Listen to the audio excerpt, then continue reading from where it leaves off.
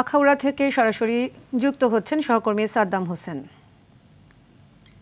সাদ্দাম, কোরবানির পশুর হাটে ক্রেতা বিক্রেতাদের উপস্থিতি কেমন দেখছেন? বেচা বিক্রি কেমন হচ্ছে, কি বলছেন তারা? সব মিলিয়ে জানাবেন। সাদিয়া, আপনাকে ধন্যবাদ। জানেন যে সারা দেশে কোরবানির হাট বসেছে, ব্রাহ্মণবাড়িয়া তো আর ব্যতিক্রমী। ব্রাহ্মণবাড়িয়া হচ্ছে কিন্তু প্রচুর হাট বসেছে। আজকে আমি যে হাটে আসছি সেটা হচ্ছে একটি সাপ্তাহিক হাট, যদিও এই হাটটি এখন প্রায় শেষ পর্বে। এখানকার তারা যারা ছিলেন তাদের প্রচুর বেচা বিক্রির পরে কিন্তু তারা এখান থেকে চলে গেছেন।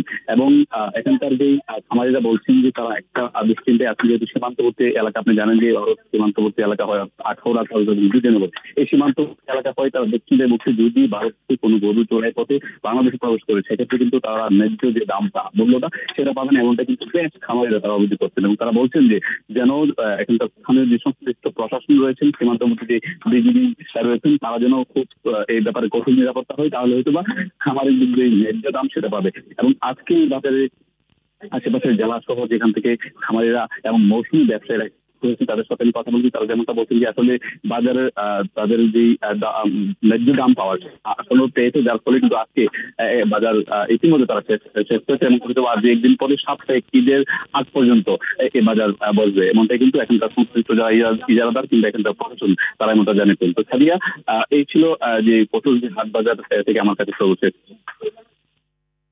ধন্যবাদ সাদ্দাম।